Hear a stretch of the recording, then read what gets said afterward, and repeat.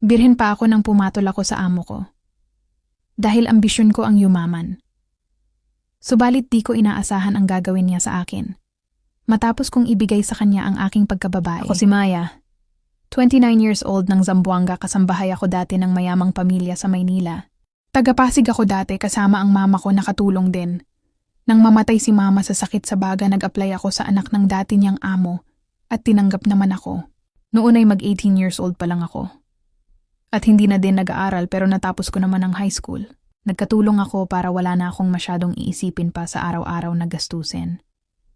Umalis na ako sa bahay namin sa squatter, kaya kailangan ko ng matitirhan.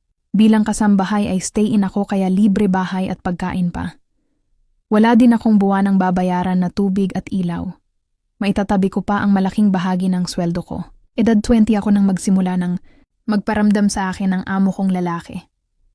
Mga papuri ng aking kagandahan. Sipag at sarap daw magluto at mag-alaga. Ito ay nagtatrabaho sa malaking bangko na may mataas na posisyon. Ang amo ko naman na babae ay gumaganap ng ilang role sa TV at movie, pero hindi naman ito gaanong sikat. Mga small role lang ang papel niya. Pero maganda siyang babae at tisay din naman. Sa paglipas ng araw sa patuloy na mga papuri at paramdam, ay nahulog ako sa amo kong lalaki. Masasabi ko na inosente pa ako sa usapin ng pag-ibig. Dahil nahulog na din ako sa kanya. Dahil kahit 35 na, ito naman ay gwapo pa rin. Pangarap ko din ang makaahon sa hirap. Madami siyang mga pangako gaya ng pag-aaralin niya ulit ako. Ibibili ng malaking bahay at ipapasyal sa ibang bansa ang isa sa aking mga pangarap. Unti-unti nireregaluhan niya ako ng kung ano-ano. At binibigyan din ng pera. Hanggang sa tuluyan ko ng isuko ang bataan sa kanya. Isang gabi ay nangyari iyon. May taping daw ang amo kong babae sa Laguna. Kaya kami lang ni Kuya Andy sa bahay. Ate Lani at Kuya Andy kasi ang nakasanayan kong tawag sa kanila. Maya, pwede ba tayong mag-usap, sabi sa akin ni Kuya Andy. Matapos ko itong pagbuksan ng pinto ng ito'y kumatok. 11:00 na ng gabi noon at patulog na sana ako. Tungkol po saan? Ang nahihiyang sabi ko na wala kasi sa isip ko ang ayusin ng aking sarili bago ito pagbuksan. Noon ay nakamanipis na pantulog lang ako at walang panloob sa taas. Sa halip na sumagot ay kinuyumos niya ako ng maalab na halik na di ko nagawang tanggihan. Kahit wala akong karanasan, ay tinugon ko iyon sa paraan ng nararamdaman ko. Dahil mahal ko na din naman talaga ito. Naging mas maalab ang aming mga damdamin. Nahumantong kami sa kama. Habang kasabay na inaalis ang kasuotan ng isa't-isa't, napakaganda mo, Maya, nababaliw ako sa iyo, ang bulong nito sa akin, na lalo pang nagpaalab sa aking damdamin. Ibinulong din niya sa akin ang matatamis na pangako ng kanyang pagmamahal. Tuluyan na akong nahulog at tinama ang mapusok at mainit niyang pagmamahal. Mainit ang aming tagpo sa aking kama na single bed. Pero sapat sa mga katawan namin na magkaulayaw. Impit na daing ng kirot ang kumawala sa akin. Matapos na tuluyan niyang mabuksan ang pintuan ng aking buong pagkatao na matagal ko ding iningatan. Salamat, Maya, ako pala ang una. Ang sabi pa niya, sabay ng pakuyumos ng halik sa sabik kong labi. Iyon ay nagbigay ng panibagong init upang unti-unti na mawala ang sakit ng kanyang pagpasok. Magkasabay kaming nakarating sa dulo at nagpahinga sa ibabaw ko. Ang hinahapon niyang katawan, sabay muling naglapat ang aming mga labi. Kahit takot ay masaya naman ako, na naibigay ko sa lalaking mahal ko ang aking pagkabirhen. Simula noon, mas lalo siyang naging malambing sa akin kapag may time kami na mapag-isa. Subalit makalipas lang ang ilang buwan ay dumating ang di inaasahan. Nadama ko ang mga sintomas ng pagdadalang tao. Love, buntis siguro ako, sabi ko sa kanya. Matapos ang aming napakainit na tagpo. Nasa isang bahay na pula kami noon dahil day off ko. Nagbibiro ka ba, love? Tugon niya sa akin habang nakayakap. Yun ang nararamdaman ko, love. Isa pa ay hindi ako dinatnan ng nagdaang buwan. Pero love, hindi pa tayo handang magkaanak. At may 3 na din kaming anak ng ate Lainey mo. Okay na sa akin ang 3 anak, love. Sobra akong nasaktan, di ko akalain na wala lang pala sa kanya ang magiging anak namin.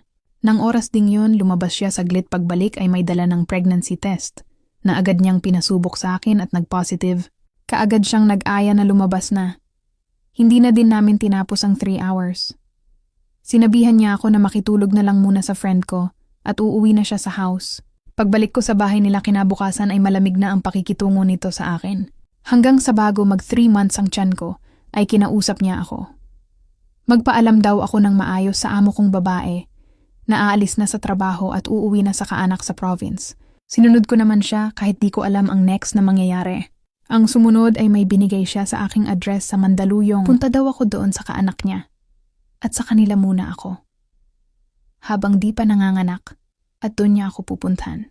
Pagdating ko doon ay nakilala ko ang dalawa niyang tiyahin. Ngunit kinabukasan ay isinama ako ng tiyakora niya sa Zamboanga. Doon daw muna ako at baka malaman ng asawa niya saktan ako, sabi pa niya pagtawag sa akin.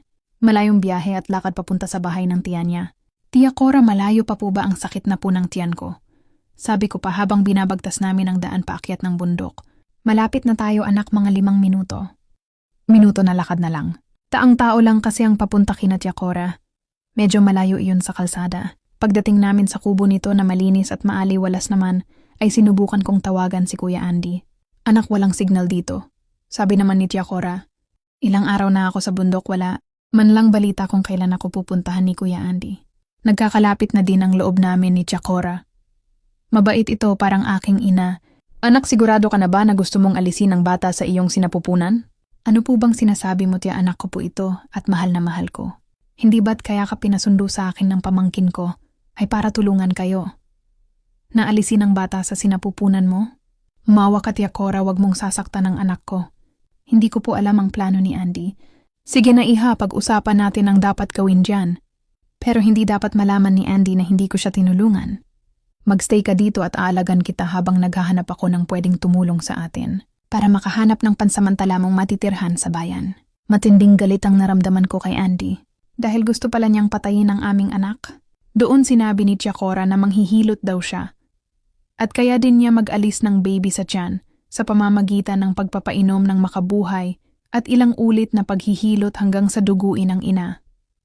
Hanggang sa tuluyang maiilbas ang nasa sinapupunan ko. Ang sakit ng malaman ko yon. Tanging masamang tao lang ang makagagawa ng ganun sa sarili niyang anak. Tinulungan ako ni Tia Cora na maging malusog. Sa paghahanda niya lagi ng masusustansyang pagkain. At palaging pinapayuhan ako na maging malakas para sa aking anak. Sinabi pa nito na dahil sa utang na loob, kaya niya sinusunod si Kuya Andy. Dahil ang magulang daw nito ang tumulong na makapag-aral ang dalawa niyang anak. Kaya nakapag-post at nakaalis ng bansa. Isang araw maklipas ang 1 buwan ko na pananatili kina Tia Cora. Nagmamadali ito na ihahatid daw niya ako sa isang pinsan niya sa mother side sa bayan. Hindi yung kilala ni Kuya Andy dahil pinsan niya ang mangulang nito sa father side. Pupunta daw kasi sa bahay niya ang nanay ni Kuya Andy para tiyaking nagawa ang pinapagawa sa kanya. Maswerte naman dahil sa katabi lang ng pinsan niya ay may kawarto na pwede kong upahan para di na ako makisiksik sa bahay ng pinsan niya. Mabuti na lang at malaki din ang pera na naipon ko bilang katulong. Bukod pa ang mga bigay sa akin ni Kuya Andy nung wala pang problema. Si Tia Cora naman ay binayaran ng pang 1 taon na upa para sa kwarto.